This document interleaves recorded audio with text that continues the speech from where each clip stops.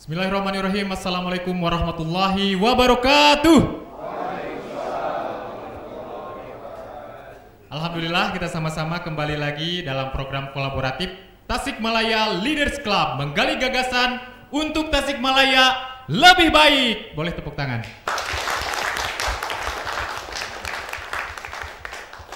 Kita awali acara kali ini dengan membacakan basmalah bersama-sama. Bismillahirrahmanirrahim. Selanjutnya, mari kita sama-sama berdiri. Mohon izin semuanya, kita menyanyikan lagu kebangsaan Indonesia Raya.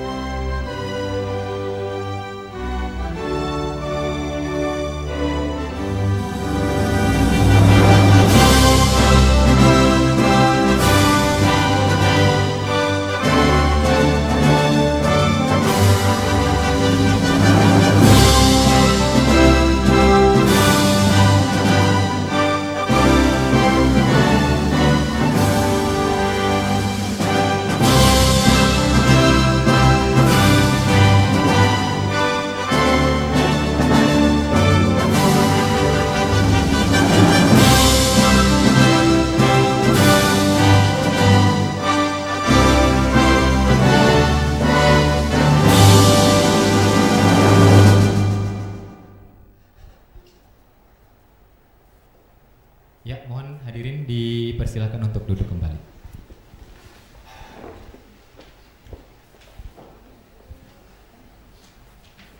Tasikmalaya Leaders Club kali ini mengambil tema yaitu langkah strategis pengentasan kemiskinan di Kota Tasikmalaya melalui program pemberdayaan ekonomi kerakyatan. Sekedar informasi, Radar TV ini sengaja menyelenggarakan Tasik Leader Club bekerja sama dengan Yayasan Taman Indonesia dan didukung oleh sponsor Pertamina serta media partner harian Pagi Radar Tasikmalaya. Boleh tepuk tangan. Di hadapan kita semua telah hadir narasumber yaitu Ketua Umum MES Tasikmalaya Profesor Dr. Haji Kartawan SEMP. Assalamualaikum. Waalaikumsalam warahmatullahi. Selanjutnya Direktur Utama BPRS Al-Madinah Bapak Haji Kaharudin Yasin. Selamat malam. Selamat malam. Assalamualaikum warahmatullahi wabarakatuh. Waalaikumsalam warahmatullahi wabarakatuh. Kepala BPS Kota Tasikmalaya Bapak Bambang Pamungkas. Assalamualaikum warahmatullahi wabarakatuh. Waalaikumsalam warahmatullahi wabarakatuh. Mantan anggota DPRD Kota Tasikmalaya Bapak Haji Ade Ruhimat SIP MSI. Ya, Assalamualaikum warahmatullahi wabarakatuh. Waalaikumsalam warahmatullahi wabarakatuh. Serta mewakili Bapak PJ Wali Kota Tasikmalaya yaitu Bapak Asisten Daerah Pemerintahan dan Kesra Dr. Andes Haji Riza Setiawan. Assalamualaikum warahmatullahi wabarakatuh. Waalaikumsalam warahmatullahi wabarakatuh. Selamat datang di Tasikmalaya Leaders Club. Dalam kesempatan kali ini kami juga sebenarnya turut mengundang Direktur Utama Pertamina Ibu Nike Widiawati. Kebetulan beliau tidak bisa hadir karena ada kesibukan di luar negeri. Terus kami juga mengundang Bapak Insinyur Haji Ade Ruhiana Mahfud, pengusaha nasional. Kebetulan juga beliau di tengah kesibukannya belum bisa berkenan hadir di tengah-tengah kita. Selanjutnya kami juga sebenarnya mengundang Bapak Muhammad Hussein Fadullah selaku DPR RI dari Dapil Tasikmalaya. Beliau belum bisa hadir. Kami juga mengundang Bapak Haji Aslim Esa, Ketua DPRD Kota Tasikmalaya, dan kebetulan sama belum bisa hadir di tengah-tengah kita. Baik, kita awali diskusi kali ini dengan mendengar langsung video testimoni Menteri Koperasi dan UKM Republik Indonesia, Dr. Andes Teten Masduki sebagai keynote speaker diskusi kali ini. Silakan. Assalamualaikum warahmatullahi wabarakatuh. Salam sejahtera untuk kita semua. Pertama, saya ingin mengapresiasi Radar TV yang telah menggelar talkshow Tasik Leader Club dengan mengangkat tema langkah strategis pengentasan kemiskinan di Kota Tasikmalaya melalui program pemberdayaan ekonomi kreatif. Hal ini sejalan dengan tujuan pemerintah dalam mengentaskan kemiskinan. Bapak Ibu hadirin yang berbahagia, berdasarkan data BPS, persentase penduduk miskin ekstrim di Indonesia sebesar 4% atau 10,78 juta jiwa. Melalui Impres nomor 4 tahun 2022, pemerintah berupaya melakukan penghapusan kemiskinan dengan target 0% pada tahun 2024. Kementerian Koperasi dan UKM berkontribusi melakukan berbagai program dalam hal pengentasan kemiskinan ekstrim.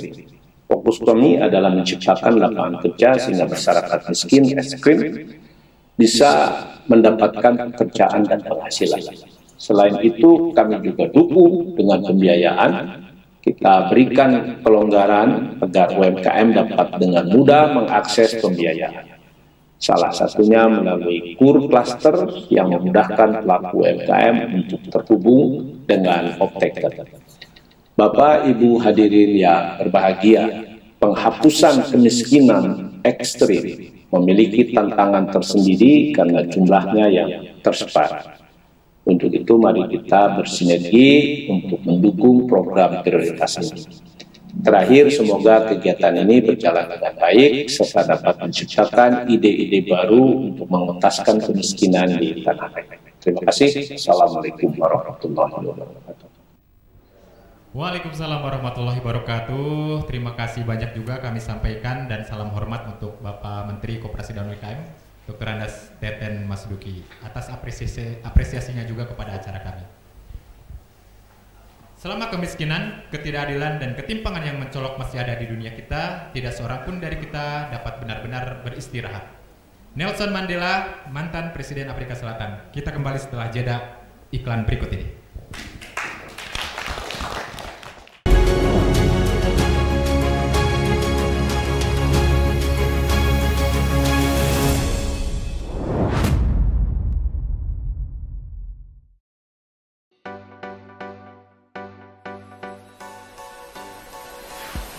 Dengan My Pertamina dalam genggaman, selalu ada kemudahan yang pas dengan kebutuhan.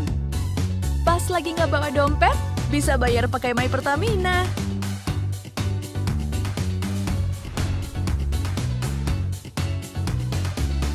Pas butuh isi energi, ada My Pertamina yang dampingi.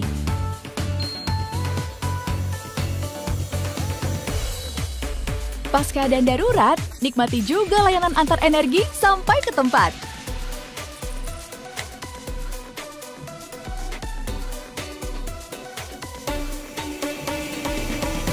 Dapatkan keuntungan poin dan penawaran yang pas untuk apapun gaya hidup Anda.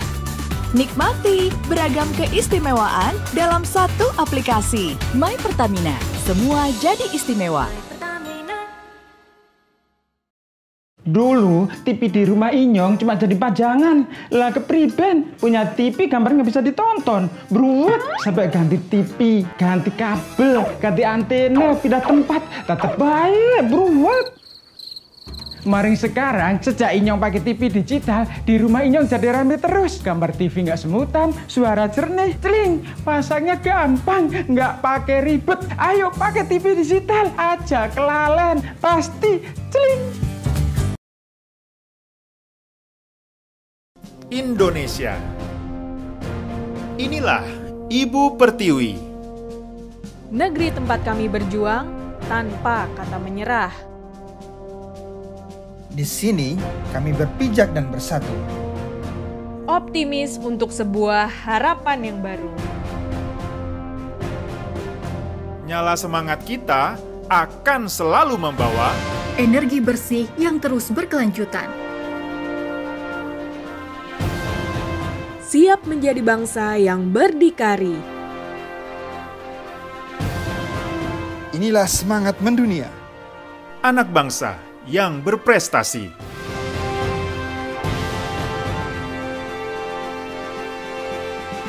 Indonesia. Tangguh melangkah maju, tumbuh dan bersatu. Dirgahayu Indonesia. Sukses itu sederhana. Kuncinya jangan gagal. Ketika di atas ya dinikmati aja. Setiap orang punya jatahnya masing-masing. Premium 10 liter, Mas. Premium 10 liter ya, Pak. Sukses juga butuh keberhasilan. Jika hasil periksa bahan bakar. Periksa bahan bakar. Kan udah diisi. Bahan bakar tidak sesuai. Jika hasil tak sesuai harapan, jangan emosi. Bahan bakar tidak sesuai. Tetap konsisten. Ini mesin teknologi tinggi, kok diisi oktan rendah. Apalagi sih, Mbak? Please deh, oktan terlalu rendah. Oktan terlalu rendah. Ayo, load aja, Mbak. Dia pasti merongrong kalau milihnya wrong. Kalau mau mobil hebat, pilih BBM sehat yang oktannya tepat. Kayak saya.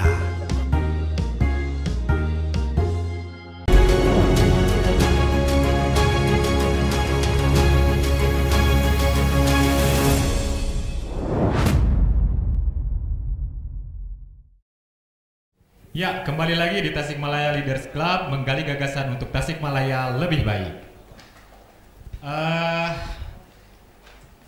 Saya ingin bertanya ke Kepala BPS Kota Tasikmalaya, Bapak Bambang Pamungkas. Bagaimana sih data terakhir kemiskinan yang ada di Kota Tasikmalaya? Boleh kita paparkan dulu ya? Oke, silakan. Ya, terima kasih. Bismillahirrahmanirrahim. Assalamualaikum warahmatullahi wabarakatuh. Sampurasun. Rampes. Sudah bisa saya sekarang. Tapi itu mikirnya dari tadi di Bandung saya sudah mikir. Langsung data ini. Kayaknya sebelum data kita perlu persamaan persepsi dulu tentang apa itu miskin. Jangan sampai kita mau ngomongin miskin tapi nanti di benaknya Pak Ade berbeda, di benaknya Pak Yasin berbeda, Pak Prof beda lagi, terus ini yang mewakili Pak PJ, Pak Asda beda lagi, dan saya beda. Kita sama-sama dulu apa itu kemiskinan. BPS selalu mengeluarkan data kemiskinan makro, dan itu yang membuat Kota Tasikmalaya menjadi juara. Yang biasanya juara pertama menjadi juara ketiga. Terima kasihlah kepada Indramayu dan Kuningan ya, yang telah bersedia kita salib. Jadi kita tetap di podium tapi nomor 3 paling bawah. Bagaimana sih BPS menghitungnya? Angka kemiskinan makro itu pakainya garis kemiskinan. Paling gampang, kita punya garis kemiskinan dihitung. Terus mereka yang ada di atas garis kemiskinan berarti tidak miskin, di bawahnya miskin. Mau berpolemik deh. Bener nggak sih BPS ngitungnya? Masa iya Tasik 12,72%? Nah, saya udah jawab ya datanya berapa. Ya. Sebelumnya lebih heboh lagi, angkanya cantik tapi kok angka yang banyak ditakutin orang. Tahun 2021 pandemi mengubah kita semua dan termasuk kemiskinan kita jadi meningkat. Yang sebelumnya hanya 12,97. Bilangan prima sih. Tapi nggak secantik 2021. Ketika pandemi melanda, Tasik jadi lebih miskin, kemiskinannya menjadi keren, 13,13. Tapi ternyata ketika angka keren itu ada, yang dilakukan oleh teman-teman di Kota Tasik luar biasa. Buktinya apa? Kita bisa nyalip 2 kabupaten kota. Apakah 2 kabupaten kota yang lain itu nggak kerja? Semua kerja. Semua juga melakukan penanggulangan kemiskinan. Tapi Kota Tasik lebih luar biasa. Kenapa? Karena tahun 2022 kita berhasil menjadi 12,72%. Nanya lagi, BPS gimana sih? Ini kan tahun 2023. Kok ngeluarinnya tahun 2022? Sabar. BPS ngitung tuh juga butuh waktu. Karena kita kabupaten kota ngitungnya lebih susah. Nanti lebih susah lagi ketika kita level yang lebih kecil. Terus ditanya lagi, kemarin BPS ngelakuin Reksosek, mana datanya? Gini. Data Reksosek itu bukan dikhususkan untuk data kemiskinan, tetapi data Reksosek itu sifatnya sensus kepada seluruh penduduk, seluruh keluarga di data. Dan ketika seluruh keluarga di data itu, kami mencoba dengan berbagai perhitungan tertentu, kalau secara ilmiahnya namanya PMT, di PMT kan, nggak usah bertanya gimana rumusnya, searching di Google, dijawab sama Google PMT itu apa. Nanti akan ada rankingnya di Kota Tasik, siapa orang paling kaya sampai dengan siapa orang paling miskin di dunia. Ada kan lagunya, orang paling miskin di dunia. Nah itu ada, siapa paling kaya sampai siapa paling miskin. Terus apa fungsinya Reksoseknya? Reksosek itu fungsinya kita butuh untuk intervensi. Karena BPS secara resmi angka kemiskinan yang diakui oleh negara saat ini baru yang makro 12,72. Tetapi ketika ditanya BPS, mana 12,72-nya orangnya mana? Selama ini BPS nggak bisa jawab. Dijawablah dengan Reksosek itu tadi karena ada rankingnya. Mau ngambil berapa? Oh kita mau intervensi terhadap 20%, boleh kalau punya duit. Tapi kan di sini ada direktur bank BPRS Al-Madinah. Ayo pada pindah. Nah ketika itu kita punya uangnya berapa, disitulah data Reksosek berfungsi. Data Reksosek ada nanti. Sekarang udah keluar belum? Sedang diolah, sabar. Nanti akan keluar dan itu bisa digunakan untuk semuanya. Terus sekarang yang kita perlu sama lagi, mesti di bedak ya teman-teman semua, para pemirsa juga tahu. Sering sih keluar ada sangat miskin, miskin, rentan miskin, tidak miskin. Mau dibahas dari yang mana dulu? Paling bawah atau paling atas? Yang miskin ekstrim tuh, ekstrim. Oke, miskin ekstrim kita anggap yang sangat miskin ya? Sangat miskin, seperti tadi yang disampaikan oleh Pak Menteri. Nah, Pak Menteri tadi bilang miskin ekstrim. Nggak pengen tahu di Kota Tasik miskin ekstrimnya berapa? Di Kota Tasik tuh miskin ekstrimnya sekitar 3, berapa tadi Pak? Saya jadi lupa. Kalau BPS nggak boleh ngarang soalnya. 3,26%. Itu data tahun 2022. Yang sebelumnya 3,75 di bawah nasional berarti. Tadi kan 4% ya nasional. Ya untuk ekstrimnya, tapi kalau miskinnya itu malu-maluin untuk miskinnya ya. Sangat miskin itu apa? Nah ini yang sering salah, karena kemarin ketika kita turun lapangan Reksosek by name by address, minta tolong Pak RT Pak RW, ketika kita bilang sangat miskin, semua orang masukin sangat miskin gitu. Minimal dia masukin rentan. Padahal gini, sangat miskin itu apa? Mereka yang dikatakan sangat miskin adalah mereka yang tidak bisa hidup sehari-hari kalau nggak ada yang bantu. Dia nggak bisa makan kalau ada yang kasih bantuan makan. Itu baru sangat miskin. Keywordnya apa? Perlu bantuan. Naik deh sedikit. Habis sangat miskin kan dia jadi miskin. Nah kalau miskin itu apa? Dia mengalami kesulitan untuk memenuhi kebutuhan dasarnya sehari-hari. Jadi dia kesulitan cuma nggak perlu dibantu. Dia masih bisa makan, nggak perlu dibantu, tapi dia nggak bisa milih. Saya hari ini mau makan apa? Yang penting ada makanan di meja makan, saya makan. Nah, selesai. Itulah miskin. Naik sedikit. Tugas kita lagi kan. Rentan miskin. Rentan miskin itu siapa? Yang dia bisa memenuhi kebutuhan dasarnya, nggak ngerasa sulit. Dia bisa. Dan bahkan dia sudah bisa mulai memilih. Saya hari ini mau makan apa ya? Saya hari ini mau makan tempe diorek. Besok saya mau makan tempe dibacem. Besok saya mau makannya tahu dibikin apalah yang lain. Sudah mulai berpikir seperti itu. Itu rentan miskin. Tapi ketika ada badai ekonomi, contohnya kayak yang kemarin kan, ada pandemi. Ketika pandemi ada badai ekonomi kan, itu kayak ada lagi gelombang, ya dia keluar. Nah kalau pas gitu dia bisa jadi jatuh miskin. Itulah rentan. Kemudian yang tidak miskin siapa? Orang-orang yang saat ini sedang nonton kita semua, baik melalui streaming, baik melalui TV, dan kita yang ada di ruangan ini, yakin semuanya tidak miskin. Kenapa? Lah wong kita aja hari ini bisa memilih ada di ruangan ini kok. Kita nggak mikir kan besok mau makan apa? Bohong kalau yang ada di ruangan ini bilang, saya belum tahu Pak besok mau makan apa. Yang ada, saya belum tahu Pak besok pengennya makan apa dan di mana. Nah itu tidak miskin. Terus jadi pertanyaan lagi, apakah yang dapat bantuan itu pasti miskin? Kalau yang dapat bantuan pasti miskin. Kemiskinan Kota Tasik bengkak nggak karu-karuan. 12% aja teman-teman protes ke BPS. Pernah itu dalam satu pertemuan kami diprotes, bubarkan aja BPS, nggak becus ngitung kemiskinan. Lah pas kita lepas datanya ke masyarakat, loh kemiskinannya Kota Tasik jadi 23%. Kenapa? Yang perlu kita khawatirkan adalah mental miskin, bukan mental kaya. Semua hal di dunia ini berpasang-pasangan, kecuali kan ada laki, perempuan, baik, buruk, surga, neraka, kecuali satu, kekayaan. Kekayaan pasangannya apa? Kemiskinan kah? Tidak. Tapi Allah bilangnya apa? Kecukupan. Artinya apa?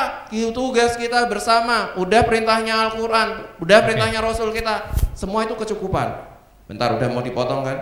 Terus kemudian kemiskinan itu tanggung jawab siapa? Pemerintah. Yakin Pak Asda bisa nangis 7 hari 7 malam kalau dibilang itu hanya perintahnya pemerintah?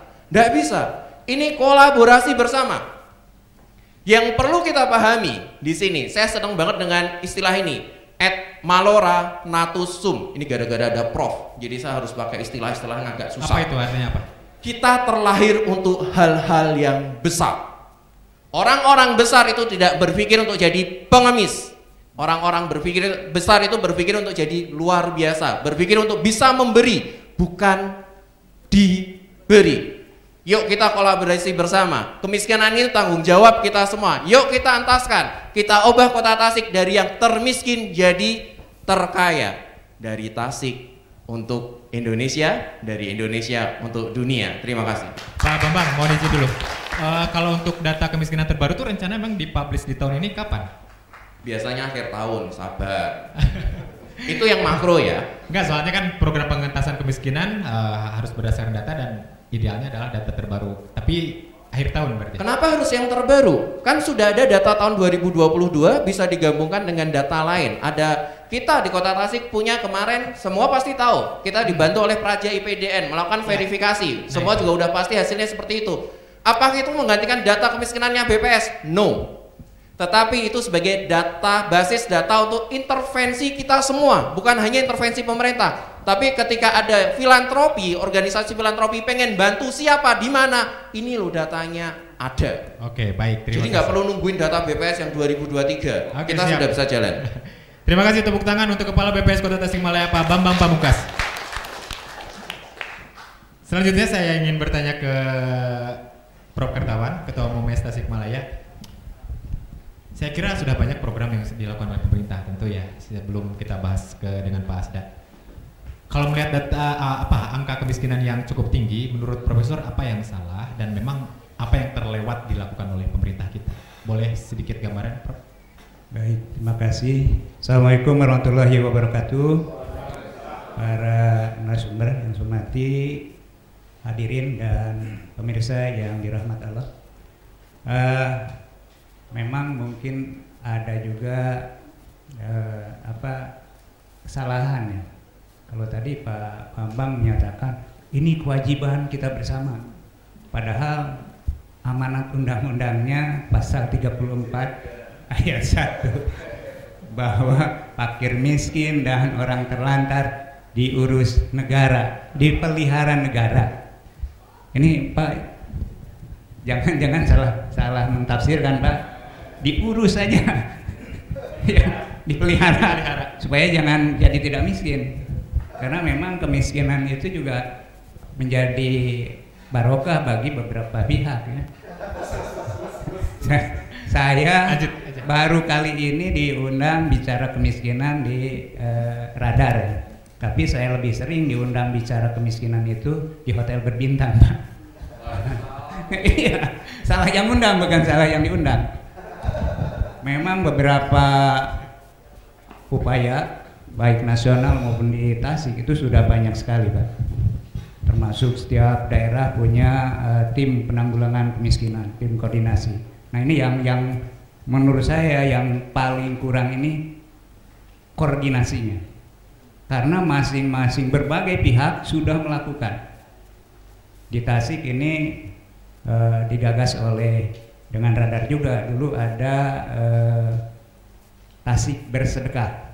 Nah itu dikumpulkan di Bajnas dan Bajnas sudah membuka beberapa program.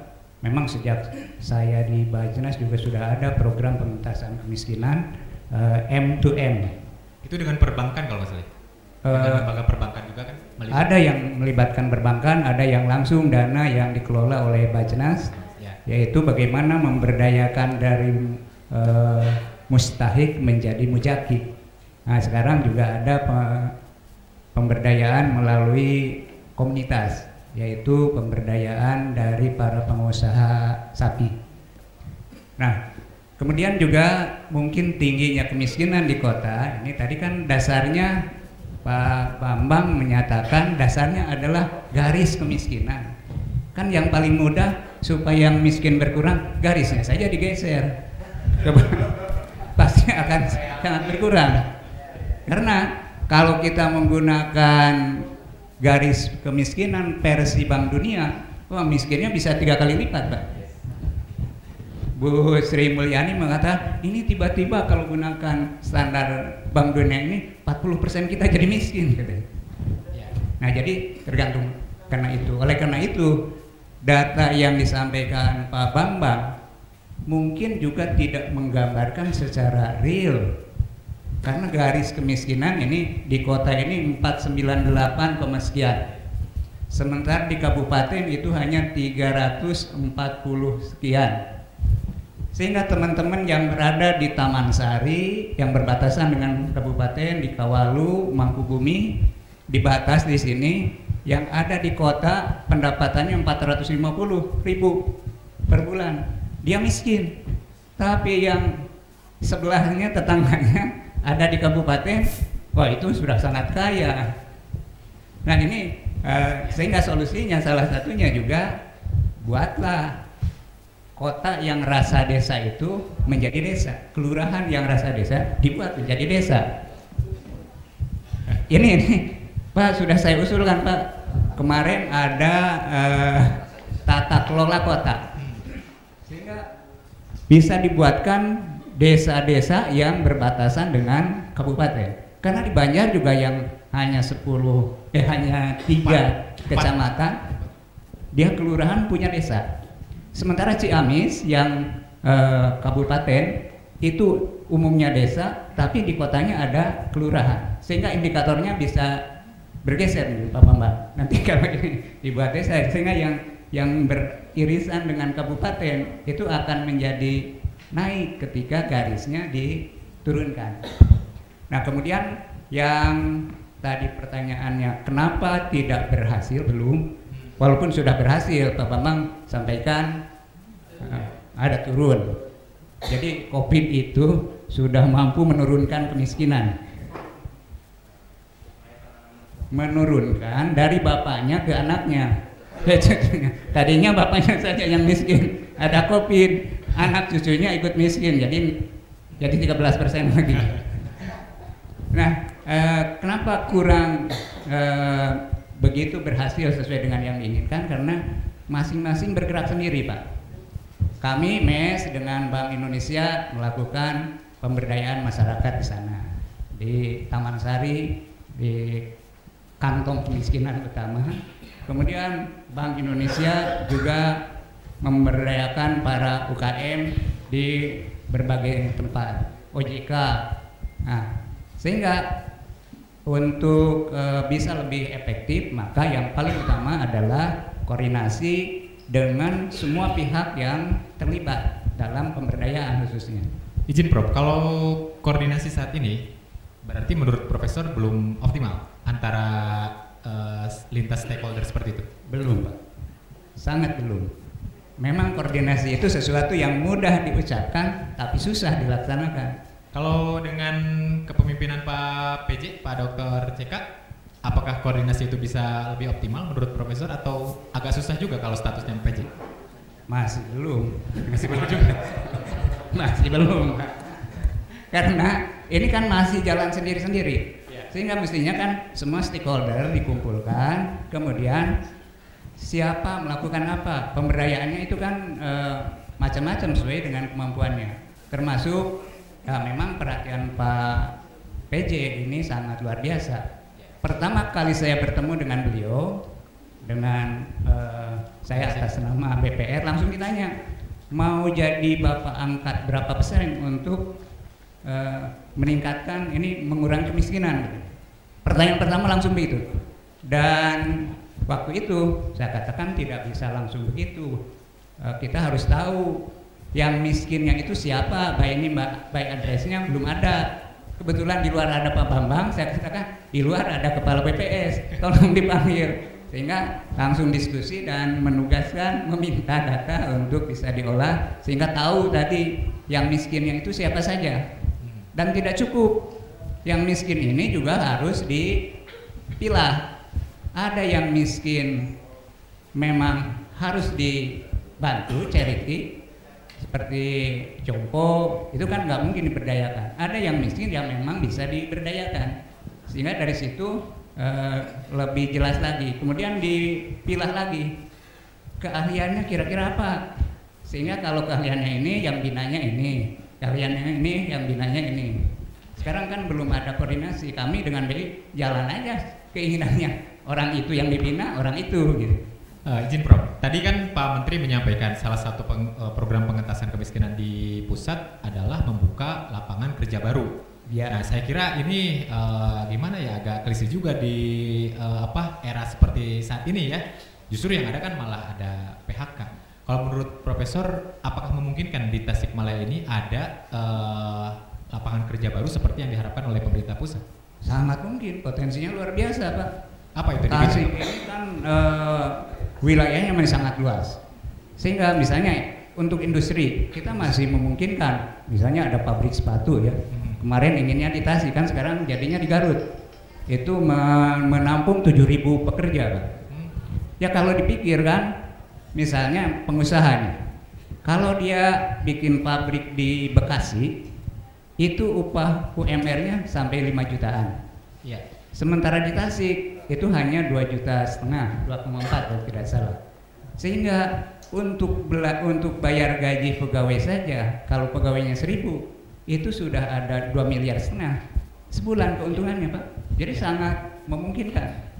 Tapi mungkin ada beberapa kendala iklim yang belum mendukung. Nah mungkin yang harus bagaimana iklim investasi supaya orang-orang mau berinvest di Tasikmalaya. Khususnya juga orang-orang kaya Tasikmalaya, investnya di Tasikmalaya, sehingga uangnya muter ke sini dalam perekonomian kita. Ya baik, sementara ditahan aja dulu di situ, diskusinya nanti bisa dilanjutkan ke segmen berikutnya. Tepuk tangan dulu dong buat narasumber. Aduh, sepertinya agak lesu nih. Dunia adalah tempat yang berbahaya bukan karena mereka yang melakukan kejahatan, tetapi karena mereka yang hanya melihat dan tidak melakukan apa-apa. Albert Einstein, fisikawan teoritis. Kita kembali setelah jeda iklan berikut ini.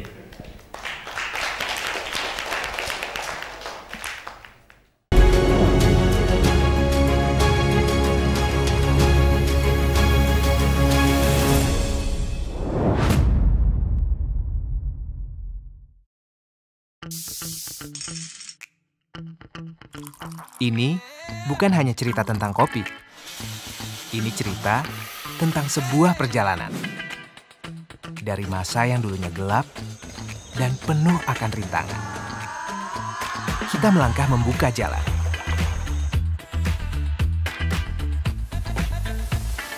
Mencari cara dan memutar akal. Melompat ke masa yang penuh harapan. Bukan hanya di sini, tapi masih banyak lagi. Kita maju bersama menggapai asa. Membagi hangatnya semangat yang tidak mengenal batas.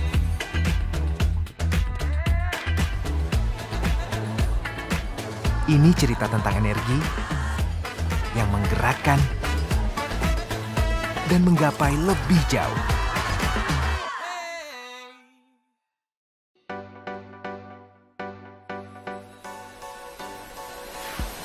Dengan My Pertamina dalam genggaman, selalu ada kemudahan yang pas dengan kebutuhan. Pas lagi nggak bawa dompet, bisa bayar pakai My Pertamina.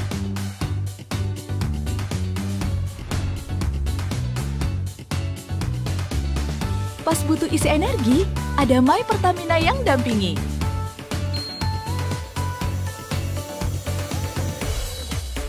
Pas keadaan darurat, nikmati juga layanan antar energi sampai ke tempat.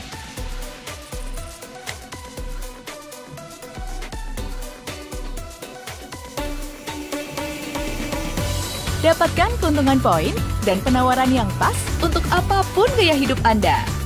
Nikmati beragam keistimewaan dalam satu aplikasi. My Pertamina, semua jadi istimewa. Dulu TV di rumah Inyong cuma jadi pajangan. Lah kepriben punya TV gambar nggak bisa ditonton. Bruwet sampai ganti TV, ganti kabel, ganti antena, pindah tempat. Tetep baik, bruwet. Maring sekarang sejak Inyong pakai TV digital, di rumah Inyong jadi rame terus. Gambar TV nggak semutan, suara jernih, celing. Pasangnya gampang, nggak pakai ribet. Ayo pakai TV digital aja, kelalen pasti celing. Energi bukanlah hanya sebuah reaksi. Dia selalu ada dimanapun itu. Membawa yang baik menjadi hebat.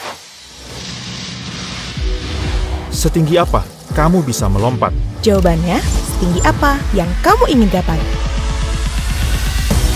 Karena tidak ada lagi batas. Kemanapun lintasan masa membawa, harapan, hati, dan mata yang berkelana dari masa kini hingga ke masa depan. Yang sebentar lagi bisa kamu genggam. Sejauh mana kamu bisa bermimpi? Jawabannya, sejauh yang hati kamu inginkan. Dengan energi yang menggerakkan kamu, dan kamu. Pertamina, energizing you.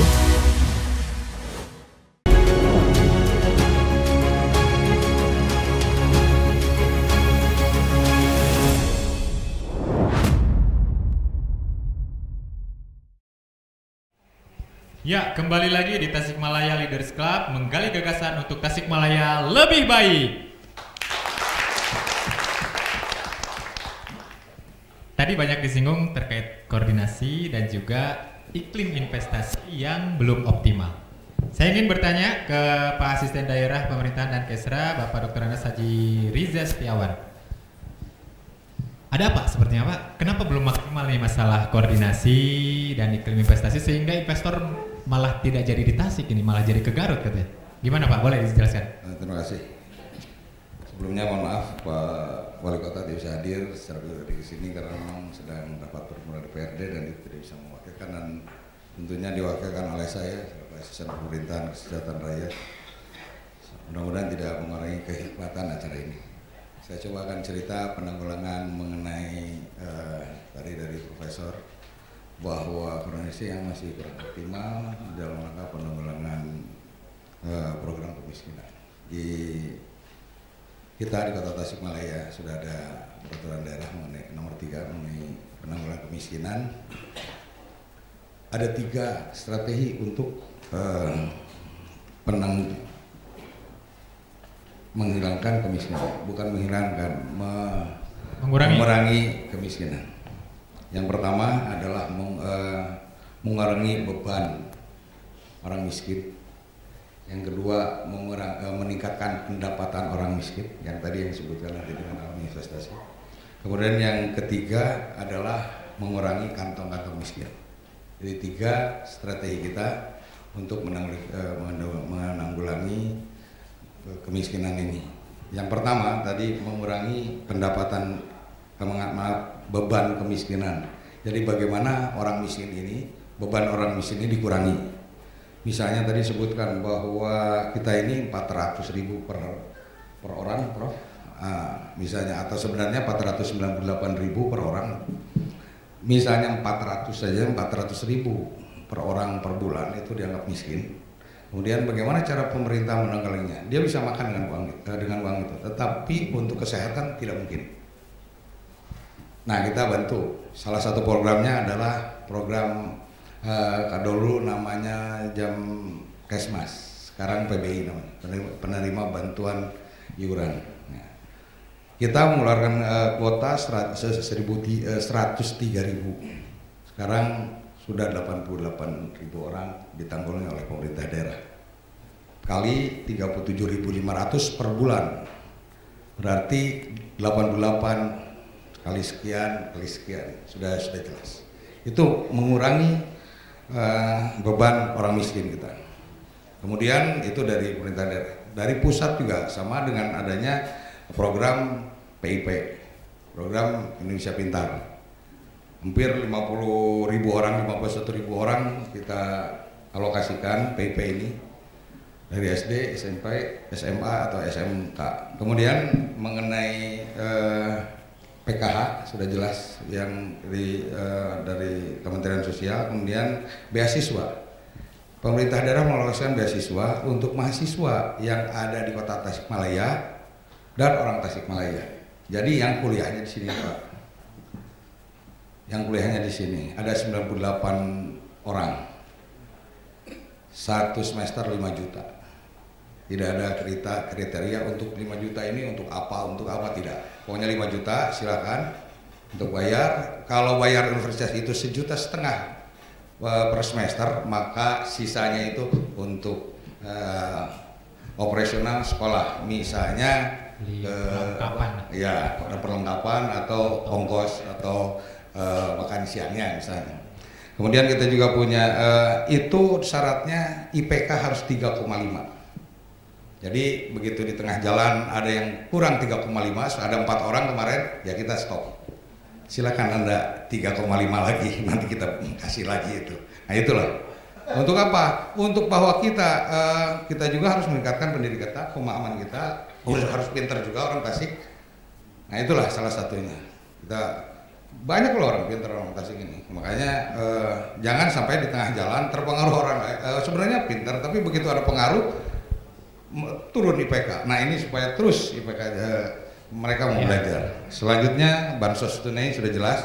Kemudian dari BAS sudah disebutkan tadi dari dana zakat kita dari ASN aja itu hampir 250 juta per bulan. Ya kurang lebih gitu. Nanti tepatnya harusnya ada ketua BAS yang ada di sini. Kali 12 itu untuk disalurkan kepada sesuai dengan program BAS ya Pak Profesor ya, yang pernah dibahas. Nah itu. Selanjutnya kita punya PMT Bumil KEK, kurang energi kronis. Kemudian kita punya PMT Balita dalam penanggulangan stunting. Itu kita juga punya program untuk mengurangi beban masyarakat yang miskin. Terutama ada yang stunting itu 1 ASN 1 orang stunting. Ya. Itu di yang sekarang. Orang tua asuh. Ya, sudah kita berjalan 5 bulan. Alhamdulillah dari 1.730 orang stunting Baduta itu kita treatment dengan seperti itu menjadi berkurang 800, sekitar 900 sekian sisa. Tapi itu karena itu data dinamis ya, karena ada yang lahir. Selanjutnya juga PMKS, kemudian ini ada Bager, program Bager yang dilakukan oleh Pak Wali Kota. Artinya kita punya data kemiskinan yang tadi disebut oleh Pak Kepala BPS, kemudian kita upload di aplikasi Bager, kemudian masyarakat di blast oleh WA Blast, kemudian masyarakat bisa lihat, oh bahwa ini ada yang perlu bantuan di kecamatan ini, kemudian silakan yang ikut untuk janjian berbuat baik. Jadi bukan nerima ke pemerintah, kita datang ke orang tersebut, bapak-bapak masyarakat bisa ikut di situ, bukan melewat kita, langsung dari masyarakat. Kita juga sama dengan masyarakat. Itu program Bager. Dan juga ada program Kelurahan on Mobile, itu juga mengupload kemiskinan, data sudah ada di situ. Silakan, mana yang akan dibantu oleh selain oleh pemerintah, juga kami persilakan untuk membuka kepada masyarakat bersedekah supaya nanti di alam sana terang benderang. Kita mengajak ke sana. Tetap akhlak diutamakan Pak, tetap tidak saja ini. Walaupun memang tadi oleh undang-undang kita bahwa orang fakir miskin itu adalah tanggungan negara. Tetapi di situ makanya orang tua kita pasal 33 dan pasal 34 tidak dibedakan, tapi langsung 33, 34. Artinya pasal 33 itu ada pertumbuhan ekonomi di situ. Pak Asisten, mohon izin. Saya dengar sekilas saja sebenarnya banyak ya program pengentasan kemiskinan. Nah, dari yang banyak program tersebut, sebenarnya target pemerintah Kota Tasikmalaya itu ingin menjadikan posisi Kota Tasikmalaya itu ke posisi berapa dari tingkat kemiskinan itu sendiri gitu. Karena kemarin kan posisi ketiga termiskin. Apakah ada target lebih real dari tahun ke tahun barangkali? Sebenarnya ada Pak. Ini yang tadi yang disebutkan tuh target ada sampai 2000 sekarang. 2024 karena kan kemarin 2022 kemudian 2 tahun ini PJ Wali Kota jadi 2 tahun ini kita teruskan. Jadi kita kalau ditanya ingin ranking berapa ya semua pasti disebutkan bapak-bapak juga punya ini ranking 1. Tapi persoalannya bukan soal rankingnya tapi bagaimana caranya mensejahterakan masyarakat Kota Tasikmalaya itu yang penting. Tapi itu realistis juga. Jadi karena indikator miskin itu Pak, menurut kami itu nanti kalau dia naik misalnya, oke, punya HP indikator sudah apa miskin tidak miskin, nanti dinaikin lagi terus. Akhirnya miskin disebut bisa jalan-jalan kemana gitu, bisa begitu. Bukan lagi persoalan makan dulu. Saya waktu jadi camat 2010 makan masih ada yang sekali, tetapi targetnya bagaimana 3 kali itu makan. Kan itu persoalannya. Nah itu saya lanjutkan untuk meningkatkan pendapatan kita juga tadi strategi yang pertama, yang kedua meningkatkan pendapatan itu dengan mengadakan pelatihan kepada masyarakat miskin yang tadi sudah disebutkan. Apa yang cocok, keahlian apa masyarakat miskin ini yang cocok. Kemudian kita guidance, kita sampai pemasarannya. Salah satunya kita sudah olahan makanan, kemudian tata boga, kemudian alas kaki. Kan di sini misalnya di Mangkubumi ada alas kaki, itu pendapatan yang masih kurang ya kita. Di situ ada trickle effect down dari pekerjaan itu. Karena di situ ada punya pekerja, minimal peningkatan pendapatan kerja tersebut, dan di situ ada kita latih juga digital marketingnya. Nah disitulah, makanya di Tasik ini kan industrinya tidak seperti Bekasi, ada pabrik mobil, pabrik ini, tetapi industrinya ya industri menengah sini. Nah inilah alam investasi harus difahami oleh di Kota Tasik. Yang ada di Kota Tasik ini, mari kita seperti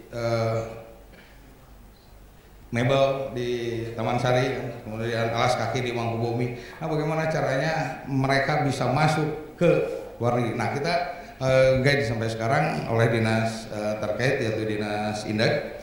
Nah kemudian juga kita mengembangkan usaha permodalan dengan kerjasama dengan lembaga-lembaga keuangan. Kita manfaatkan KUR, tinggal komitmen saja antara pelaku usaha dan lembaga keuangan. Kemudian mengenai pemasaran. Nah inilah pemasaran ini perlu kemitraan dengan perusahaan-perusahaan besar.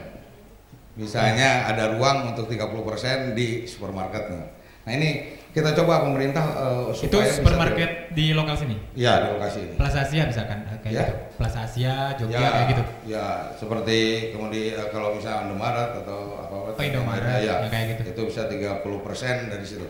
Nah hanya kan kita butuh dorongan untuk bagaimana kualitas barang kita ini, pemerintah ke arah sana juga mendorongnya. Termasuk tidak saja sini, untuk keluar itu ada kita digital marketing. Coba supaya bisa ini. Yang terakhir dari strategi ini ada mengurangi kantong-kantong miskin. Kantong-kantong miskin ini menata kawasan kumuh, sanitasinya, RTLH-nya, bank sampahnya, penanaman hortikultura atau saluran air kotor limbah spalnya.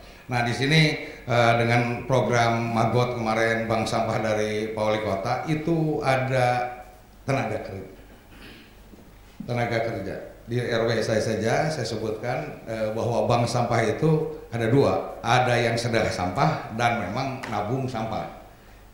Ya, saya pernah nabung sampah setahun itu lumayan bisa sampai 160.000. Jadi kalau untuk anak sekolah saya cek aja karena waktu itu saya jadi camat. Jadi seragam sekolah itu kebeli gitu. Nah, ini itulah uang yang kita biasa untuk alokasi itu kita bisa tabung untuk investasi untuk usaha yang lain. Oke, baik, siap. Terima kasih kepada Bapak Asisten Daerah Pemerintahan dan Kesejahteraan. Boleh tepuk tangan terlebih dahulu. Ternyata program pengentasan kemiskinan di Kota Tasikmalaya cukup banyak. Tadi tinggal evaluasinya ada di koordinasi mungkin ya. Sebenarnya ada satu lagi. Jadi yang tadi disebutkan Prof koordinasi ya, makanya sekarang kemarin Pak Wali, Pak Sekretari sudah bicara. Tinggal sekarang sinergis program OPD dengan SPM 6 SPM gitu, standar pelayanan minimal itu sesuai dengan 6 ini kita padukan. Baik. Semua jadi dari OPD ya, termasuk pokir dari DPRD kita padukan ke arah sana. Baik. Mudah-mudahan berarti nanti sama Pak Asisten akan dilaporkan ke Pak PJ ya hasil diskusi kali ini. Oke, baik, terima kasih. Tepuk tangan terlebih dahulu. Mudah-mudahan itu impian dan cita-cita. Intinya adalah ada realisasi atau langkah nyata yang akan dilakukan oleh pemerintah kota. Nah, saya ingin bertanya ke Direktur Utama PRS Al-Madinah Bapak Haji Kaharudin Yasin. Tadi juga kan disinggung dia sama Pak Menteri, katanya harus banyak di bantuan permodalan dan sebagainya. Dan juga ada program apa aja mungkin di Al-Madinah yang ya realistis untuk turut mengatasi kemiskinan. Dipersilakan Pak Haji. Baik, bismillah. Assalamualaikum warahmatullahi wabarakatuh. Ini temanya menarik karena pemberdayaan ekonomi umat untuk mengentaskan kemiskinan. Jadi sebetulnya perlu kami sampaikan bahwa cikal bakal kenapa Bank Syariah Al-Madinah dalam hal ini adalah bank pemerintah kota Tasikmalaya. Ini mudah-mudahan ini masyarakat Tasik kota khususnya melihat Radar TV pada malam hari ini, kami sampaikan bahwa kami adalah bank syariah milik pemerintah kota. Bank Syariah Al-Madinah itu BPD Kota Tasikmalaya gitu. Oleh karenanya slogan kami itu kami ingin dari Tasik untuk Tasik dan kemanfaatannya untuk masyarakat Tasik. Bahasa Sundanya teh ti Tasik, no Tasik, ker orang Tasik. Betul ya Pak ya? Betul ya? Betul. Ker orang Tasik. Nah, itu. Oleh karenanya saya mencoba untuk menelaah dari Perda Tata Nilai nomor 7 tahun 2014 bahwa di situ sebenarnya sudah komplit. Perekonomiannya ada. Di sini saya ingin menyampaikan, saya ada, tapi kalau tiada buat apa? Maksudnya gimana? Oke. Jadi kalau Bank Syariah Al-Madinah ini ada, tapi pemberdayaannya tidak bermanfaat buat masyarakat, buat apa Al-Madinah itu ada? Oleh karenanya, tadi yang sebenarnya kuncinya itu satu, sinergi atau koordinasi. Sekarang, maaf. Untuk pengentasan kemiskinan, saya lihat itu kita berjalan sendiri-sendiri. Kami saja, dengan CSR tahun kemarin, kita sudah bikin bank sampah di Ciangir. Kita membantu masyarakat dengan GUB tahun 2022. Kemudian kita juga punya produknya namanya Akord Al Hasan. Itu untuk meningkatkan tadi kata Pak Asta itu untuk menambah atau meningkatkan pendapatan. Nah, kita gunakan Akord Al Hasan itu artinya modal kerja diberikan kepada masyarakat tanpa kita meminta bagi hasil. Pure modal balik modal. Gitu. Nah, kami ingin ini dari Bank Syariah Al-Madinah yang notabene adalah banknya pemerintah kota. Sok ayo kita buat program bersama-sama.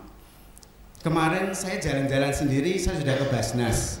Tadi disampaikan betul kata Asda bahwa program Tasik Bersedekah itu ngumpulnya ada di kami. Kurang lebih 250 juta setiap bulan. Kami coba koordinasi nih ke Basnas. Pak Nasihin ketuanya, Pak ayo dong kita bareng-bareng kerjain. Untuk apa? Meningkatkan ekonomi umat. Kayak apa? Sok kita kalau bicara satu-satu enggak selesai. Kita kumpulkan rame-rame. Artinya apa? Biar kita kerjanya bareng. Maaf, lembaga yang nampung dana masyarakat itu bukan Basnas saja. Ada DT, ada PZU dan lain-lain lah, banyak. Itu kita kumpulkan karena apa? Nah, maaf, tadi udah Pak Prof contohkan kebetulan bareng sama saya. Ini karena kami sama-sama di MES, Masyarakat Ekonomi Syariah, ke apa katanya desa yang RW yang termiskin di Kota Tasik dan di dunia ya Mas Bambang. Di Kota Tasik. Itu maaf. Ini yang menjadi moral hazard. Oleh karenanya saya ingin merubah mindset, betul. Kita harus merubah mindset atau pola pikirnya masyarakat kita. Orang masyarakat kita itu maaf. Sukanya al-yadul ulya khairu minal yadis suflah. Sukanya hanya minta aja nih. Setelah dikasih dia nggak mau berusaha. Maaf. Oleh karenanya pas saya ke sana, saya tanya ke ustadznya, dapat bantuan apa saja dari pemerintah kota? Oh banyak Pak, ini itu. Bukan dari pemerintah, dari DT juga, dari PSD juga. Terus mana sekarang? Habis Pak. Benar nggak Pak?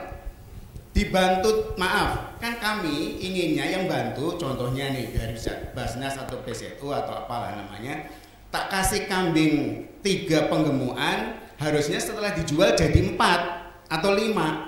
Ini sekadang-kadangnya habis. Lah kesalahannya siapa? Salah kita. Yakin saya benar. Saya sampaikan. Kenapa salahnya kita? Karena tidak ada pendampingan, tidak ada kontrol, tidak ada pengawasan. Gitu. Nah, kok saya jadi teriak-teriak begini? Gak apa-apa. Karena saking semangatnya saya ingin mengentaskan kemiskinan jadi mustahik menjadi muzakir. Pak Dirut, kalau kemarin kan juga sempat banyak koordinasi ya dengan pemerintah kota. Apakah ada tugas khusus dari pemerintah kota Tasikmalaya ke BPRS yang lebih realistis nih dalam pengentasan kemiskinan di tahun ini?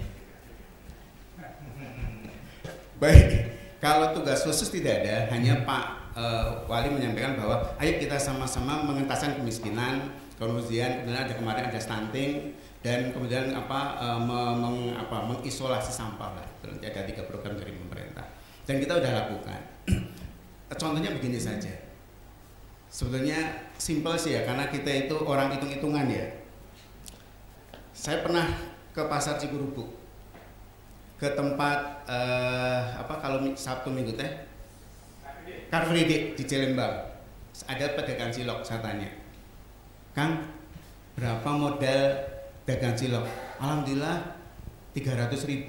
Oh, 300.000. Terus akan jualan nanti pulang dapat berapa? Insya Allah saya mudah-mudahan dari pagi sore itu habis bawa uang 600.000. Artinya ada margin keuntungan dari akang si jual cilok tadi adalah 100% dari modal yang dia keluarkan. Artinya apa? Kan berarti bisa hidup. Kalau Al-Madinah ngasih sok tularin dong ilmu yang tadi jualan cilok ke 10 orang, tak kasih modal 300 ribuan, bisa ngembaliin nggak? Bisa. Kalau kita mindsetnya tadi, kata Pak Haji Ade, mindsetnya pola pikirnya dirubah, karena orang miskin itu orang yang kehidupannya cukup nih, dia produktif tapi nggak mampu untuk makan setiap hari. Jadi dia masih bisa bekerja. Oke, baik. Gitu. Terus ini Pak Dirut, kalau program pembiayaan misalkan ke UKM yang kayak gitu, yang termasuk tadi tuh yang disampaikan ada pengrajin A, pengrajin B, pengrajin C, apalagi yang ya misalkan barulah mulai, apakah itu juga dibiayai? Iya. Bisa? Bisa. Karena maaf, Bank Syariah Al-Madinah itu tidak sama dengan bank umum. Ya, kenapa tidak sama? Karena kita yang non bankable aja kita bisa biayai. Oh, itu yang berarti tidak punya apa gitu, apa disebutnya apa ya? Kalau ke bank nggak punya jaminan. Jaminan ya? Tidak punya jaminan berarti. Rata-rata kalau Pak saya nggak punya jaminan, sok. Yang penting apa kuncinya? Jujur, amanah. Kan kuncinya itu. Secara syar'i, secara syariah, namanya pembiayaan itu saling percaya. Nggak ada, Pak harus mobilnya bawa sini, rumahnya taruh sini, nggak usah. Kalau saya percaya sama Mas Arif, tak kasih. Tapi jangan tadi bukan prestasi, hianat dan sebagainya. Kan orang kita kan gitu udah non sewu ya. Kalau maaf namanya notabene hibah, orang disuruh usaha, akhirnya nggak ngembaliin modal ini. Makanya kami ingin nih dari Al-Madinah yang notabene adalah BUMD-nya Kota Tasik. Sok kalau ada program-program, ayo kita bareng-bareng. Yeah. Kita yang kemas, gitu loh. Kan maaf, cara berpikir orang itu kan berbeda-beda. Kita kan ingin pemberdayaan umat nih, gitu loh. Jadi kita ayo pikir bareng, kita diskusi. Oh, untuk orang Tasik yang harus di treatmentnya ini. Buktinya alhamdulillah yang kemarin kita bina itu bisa membuat makanan kecil, packagingnya udah kita bagusin. Sekarang yang beli orang BI untuk kalau rapat-rapat. Oh gitu. Iya. Terus kemudian maklunnya, saya bilang, sob memang BI kan nggak ngasih uang, ngasih mesin, maklunnya jalan.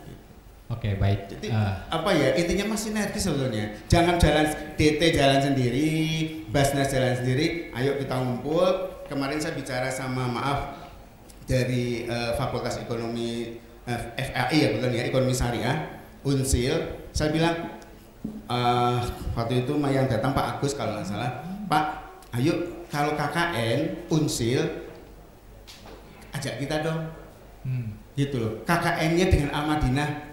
Nanti kita berdayakan umat. Yeah. Mereka kita ajak untuk mendampingi nasabah-nasabah saya yang tadi Nalbene kita kasih Al-Qot Al-Hasan tadi. Yeah. Gitu. Diterima itu idenya? Diterima. Karena maaf, kebetulan saya akademisi juga. Waktu saya bimbing KKN di Ciamis, itu DKM. Nah ini kita bicara dari DKM nih. DKM itu punya kenceleng. Malah Pak Ketua DKM, Pak ini kenceleng saya itu mau diapain ya? Jumlahnya di situ ada 15 juta. Namanya kenceleng itu kan orang yang infak sedekah, pinginnya pahalanya ngalir. Ini kan nggak ngalir-ngalir, ini 15 jutanya ada di papan. Benar nggak? Iya. Kalau kita berdayakan umat sekeliling masjid, ya nggak? Siapa nih yang punya yang produktif? Kita biayai. Perlu modal berapa? Oke, baik. Gitu. Saya kira cukup untuk sementara. Terima kasih Pak Haji Yasin. Boleh tepuk tangan? Saya ingin nanya ke Pak Ade Ruhimat nih, tapi sebelum itu saya ingin justru penasaran dulu ke Prof Kartawan.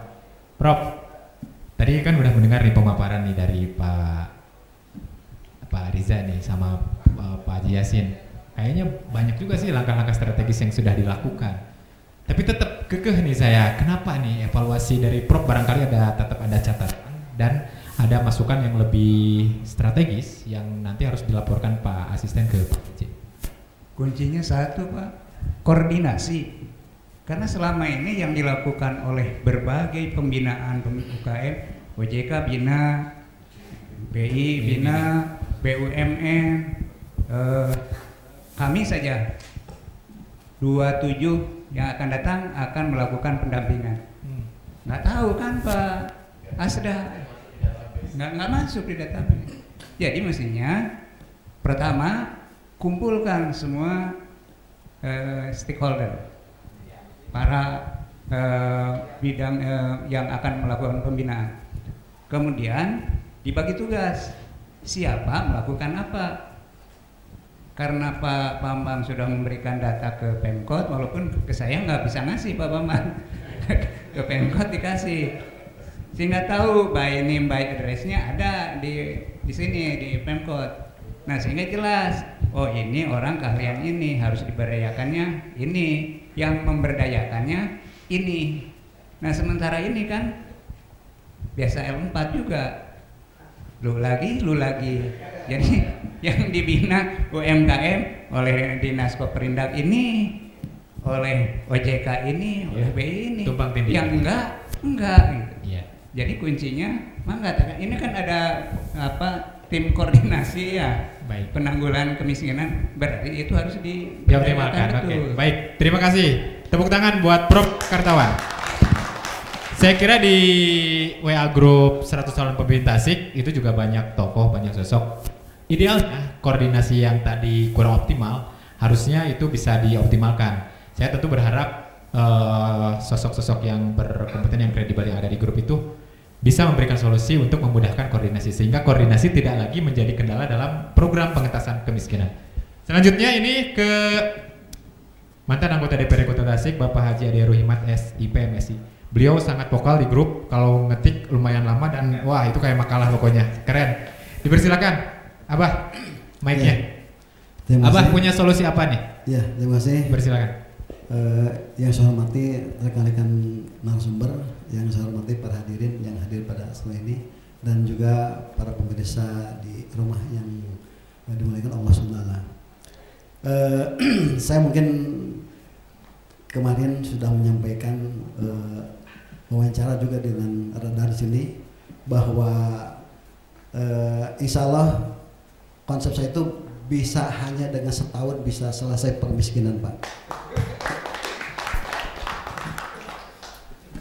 Catatannya apa itu? Ya,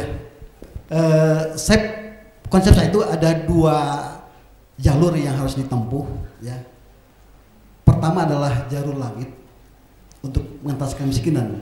Yang kedua adalah jalur bumi.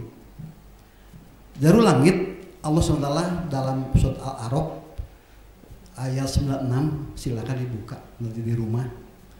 A'udzubillahi minasyaitonir rajim. Walau an ahlal qura amanu wattaqau la fatahna alaihim barakatim minas sama'i wal ardh. Seandainya penduduk sebuah negeri beriman dan bertakwa, dijamin la fatahna akan dibuka pintu-pintu rizki, pintu-pintu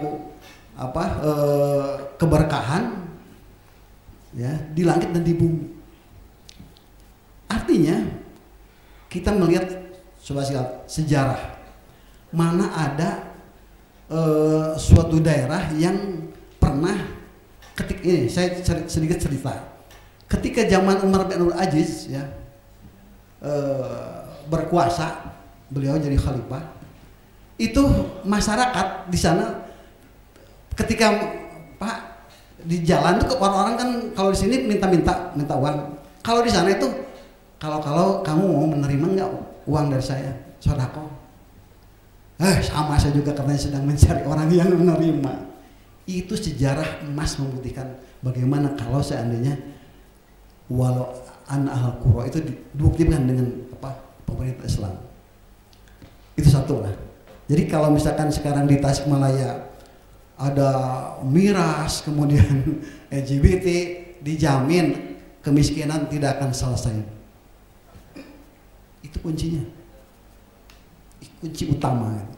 Yang kedua adalah jalur bumi. Saya kemarin sudah menyampaikan, maaf pulus mampus ini. Jadi pengentasan kemiskinan itu harus pakai bil pulus dengan uang, atau istilah lain adalah strategi politik budgeting. Pemerintah lah kalau tadi misalkan yang harusnya berperan itu dengan menggunakan strategi politik budgeting, Pak. Masa kemiskinan berapa? Saya tanya itu tiap tahun ketika hampir 1 dekade menjadi jawara penerima sabuk emas kemiskinan nomor 1 Jawa Barat, berapa budget yang disiapkan oleh pemerintah untuk mengatasi kemiskinan? Kecil, Pak. Nggak tahu saya juga nggak ada, karena memang maaf ya, bukan sombong, ketika saya selesai dari Dewan baru 10 tahun ini jadi termiskin gitu ya, tapi bukan karena saya.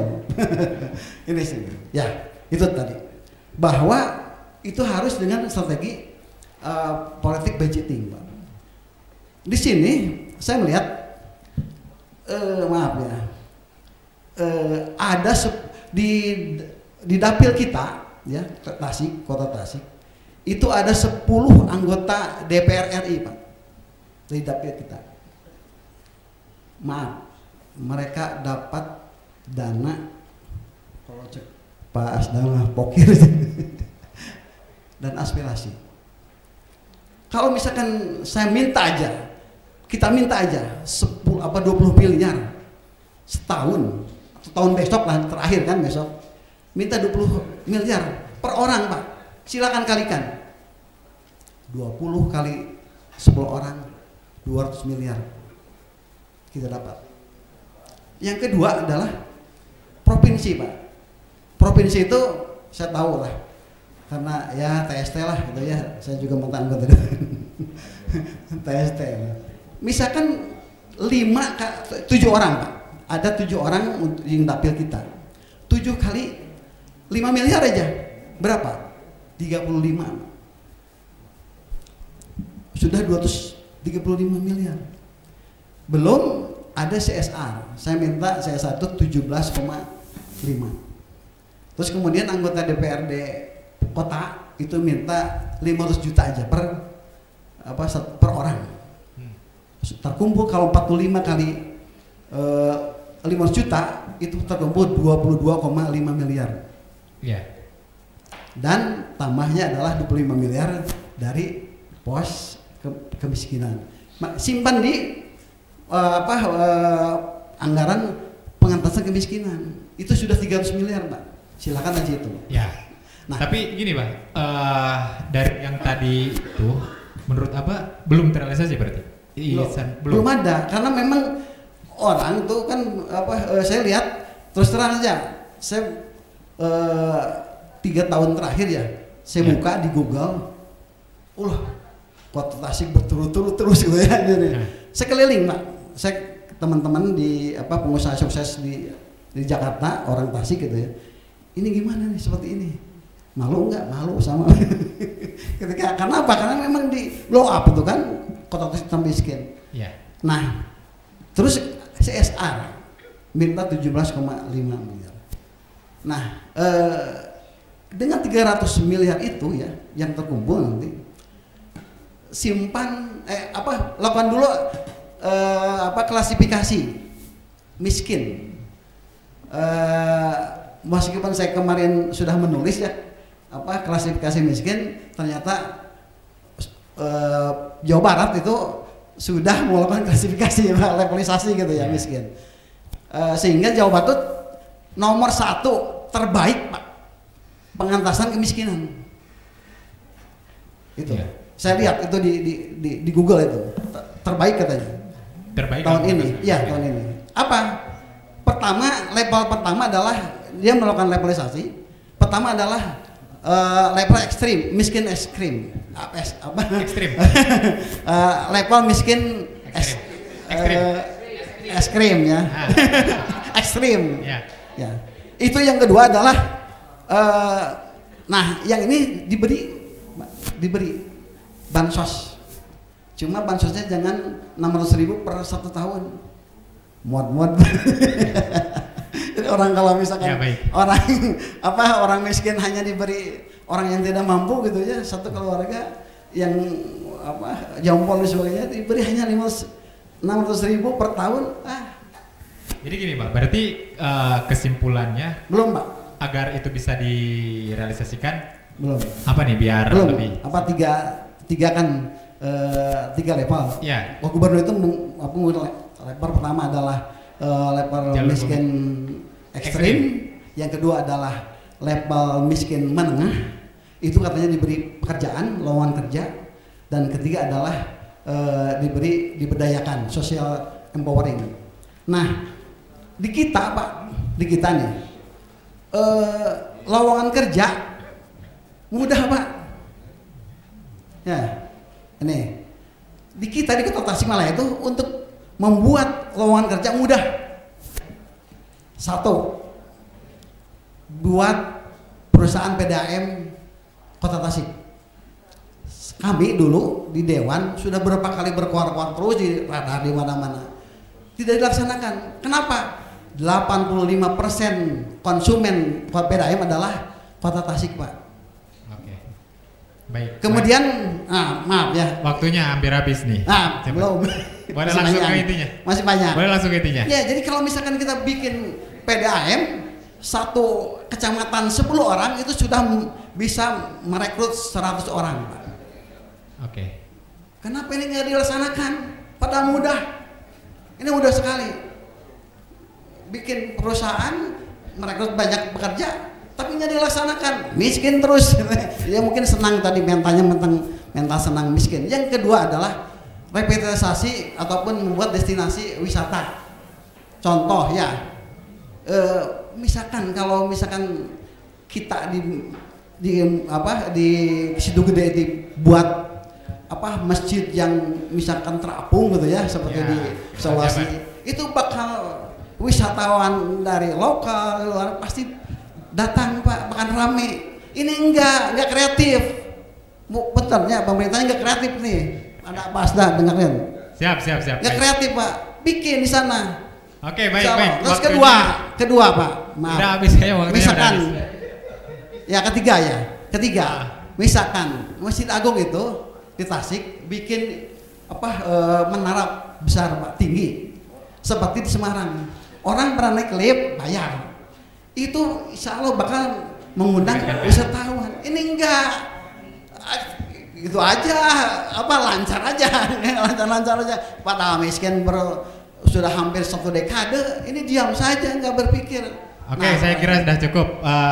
Beberapa hal udah bisa ditangkap ya. Nah, terus Pak Asisten, beberapa usulannya ada yang bisa direalisasikan nggak barangkali? Pertama tadi saya soal wisata Pak. Wisata kita tidak punya wisata alam nggak punya kita. Desa wisata kayak gitu ada. Nah, jadi begini Pak, kalau persoalan seperti itu, janganlah kita harus membangun wisata di sini, sedangkan tetangga kita punya itu. Kita dorong supaya bagaimana bawa uang dari pusat ke sana, tidur di kita. Nah, PAD buat kita dari pajak hotel dan restoran. Nah itu seperti halnya kota Jogja dengan Gunung Kidul, dengan Bantul, dengan Sleman, wisata di situ. Jadi ada hal-hal seperti itu Pak. Atau juga seperti kota Bandung dengan Kabupaten Bandung Barat, dengan Kabupaten Bandung. Nah, tidurnya di Bandung. Hanya Bandung punya wisata kuliner. Nah, ini juga kita wisata baju. Nah, kita tinggal mengembangkan wisata kuliner. Mengembangkan wisata kuliner itu salah satunya kita membuat pelatihan. Kami ingin membuat pelatihan misalnya untuk tata boga ini atau makanan olahan, itu carilah guru yang sesuai dengan seperti Rudi siapa tuh Pak? Horidin yang itu datang ke sini. Ya, atau chefnya salah satu restoran yang paling gede di Tasik, jadilah mereka. 2, 1 bisa dia menjadi broker untuk pemasaran, 1 dia melatih jadi rasanya benar. Kita minta kepada organisasi pemerintah atau swasta beli dari situ. UMKM itu buat CV sehingga dengan rasa yang seperti itu. Baik, terima kasih Pak. Itu Pak yang bisa salah satu yang bisa tadi sedikit, bentar dulu. Ada yang menarik tadi kata Abah kan ngobrolin politik anggaran nih. Kebetulan Pak Sekum nih Pak Zenzen, boleh dong minta masukannya.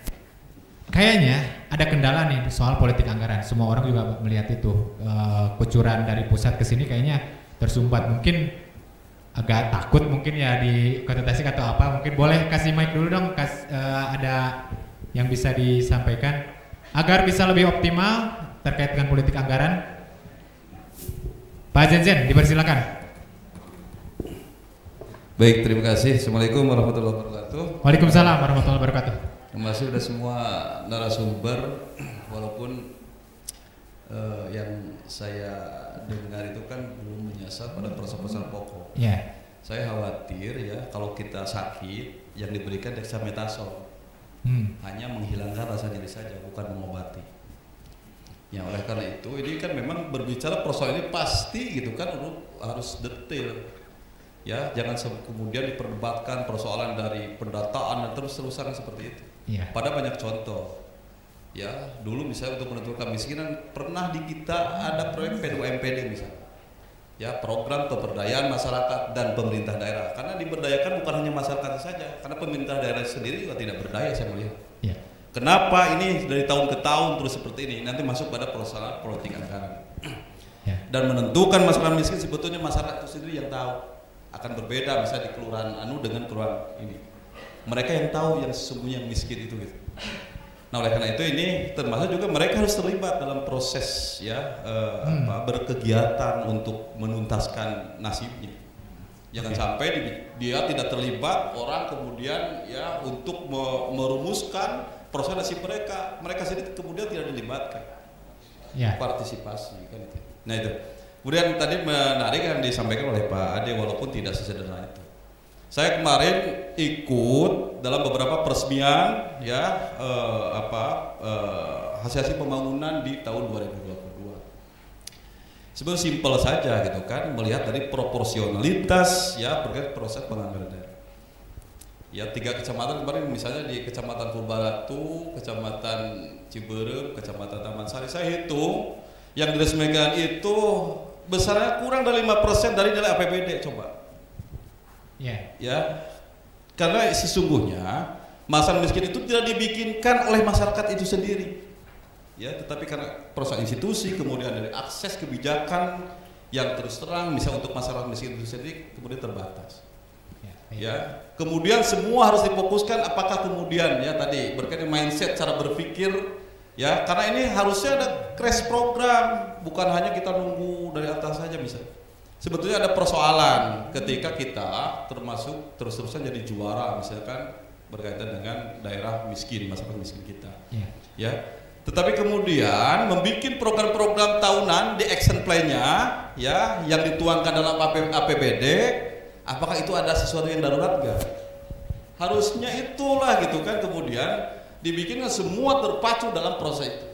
Termasuk juga Pak ini ya di road Bang Al-Madinah. Coba misalnya sudah ada best practice misalnya kayak Grameen Bank kan itu yang di Bangladesh. Ya coba itu sebetulnya bisa dilakukan yang sentuhannya terhadap masyarakat miskin. Oke. Ya berkaitan dengan persoalan politik anggaran yang tadi gitu kan, muaranya apalagi ketika di ini tentang pokir, tentang apa. Kemudian pokir juga sumbernya dari APBD juga, jenggot misalnya. Tapi kalau misalnya dipatok dalam ya kebijakan umum anggaran ya dari KUA PPAS-nya gitu, kemudian diorientasikan semua gitu kan dalam proses penuntasan kemiskinan. Ya, karena memang juga dengan nilai seperti itu juga tidak sederhana, apa kemudian juga akan tuntas, akan selesai. Kan gitu ya.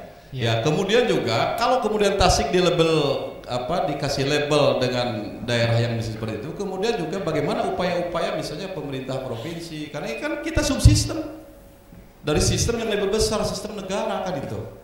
Ya, sampai sejauh mana jangan sampai kemudian ini berjalan saja seperti biasa saja. Hanya dikasih label Kota Tasik ranking ketiga kan, ya, tentang miskin. Kemudian apa yang bisa dilakukan? Ya, termasuk juga keterlibatan dari seluruh masyarakat ya, karena mereka prinsipnya harus berkegiatan seperti yang tadi oleh Pak Ade.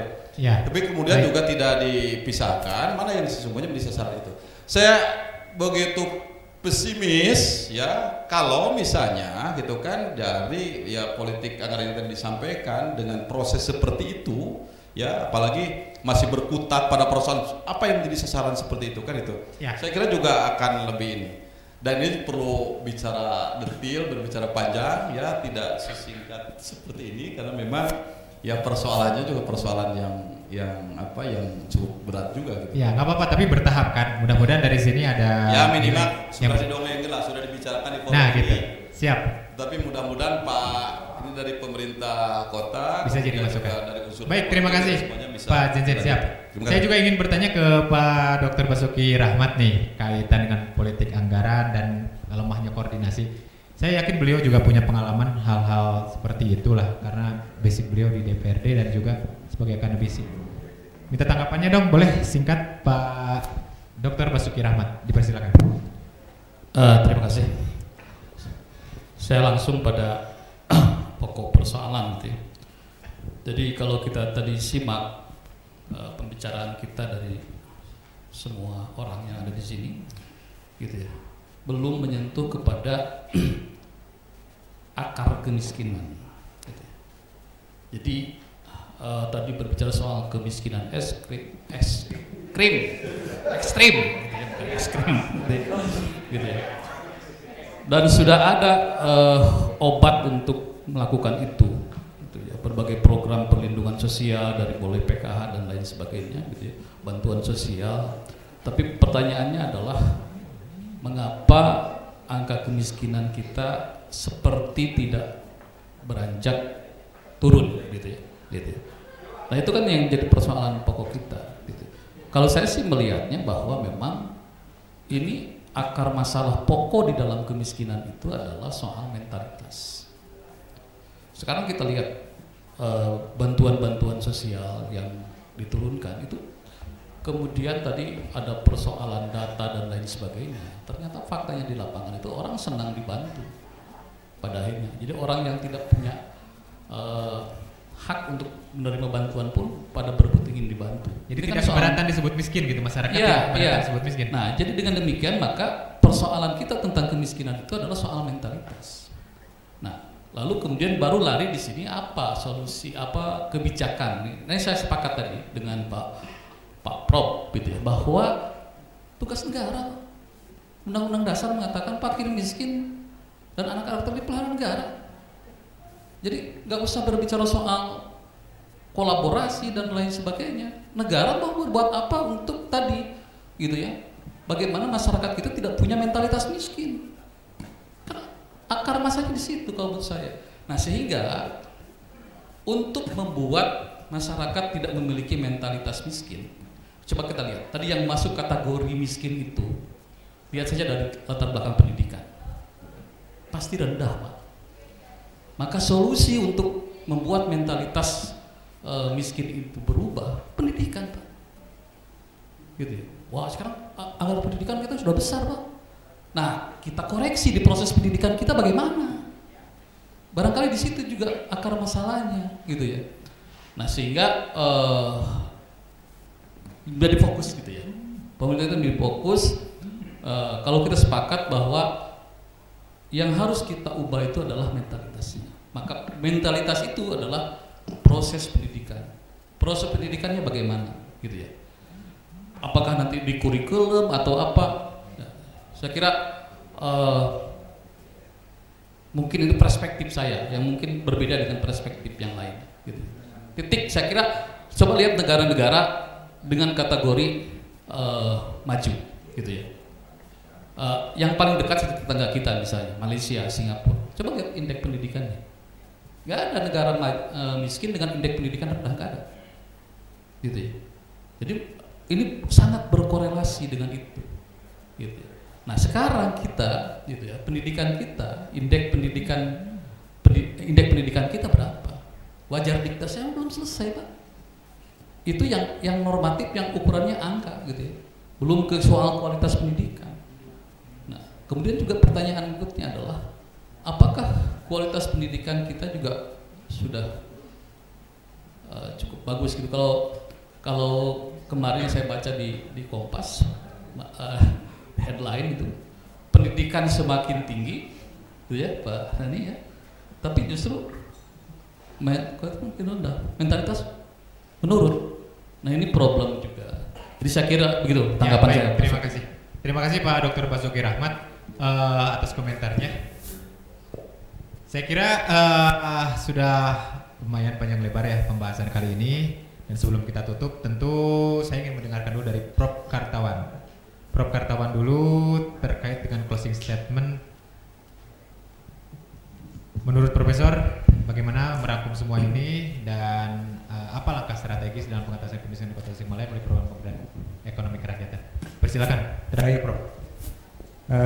Walaupun kewajiban negara ya, fardu ain kalau negara, tapi kita sebagai warga masyarakat juga punya kewajiban untuk membantu negara ya.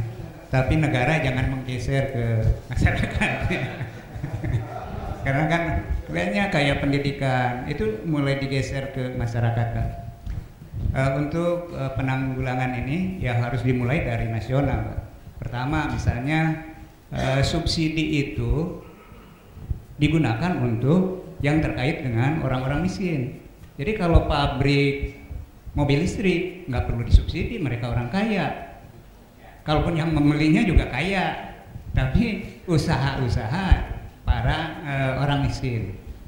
Kemudian bansos, menurut saya sebaiknya dihentikan, berikan dalam bentuk lain. Karena faktanya ketika saya ke beberapa kantong di Tasik ini diminta untuk melakukan ini, mendingan tosan bansos. Jadi ini membuat mereka malas, Pak. Saya bicara dengan Pak Haji Sarif, mantan wali kota. Oh iya, ini panen saya di Mangkubumi telat karena mereka nggak mau lagi ngambil padi, manen padi, mending nunggu bansos. Nah, sehingga uangnya diganti dalam bentuk yang lain, mungkin pemberdayaan.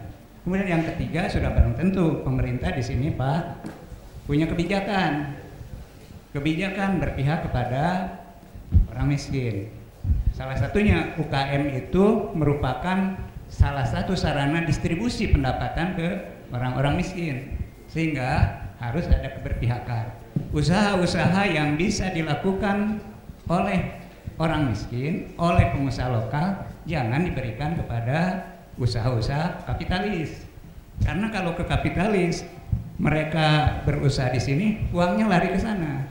Tapi kalau yang usahanya orang sini, ini uangnya akan tetap mengalir di sini, berputar di sini, memberikan multiplier efek yang besar kepada masyarakat.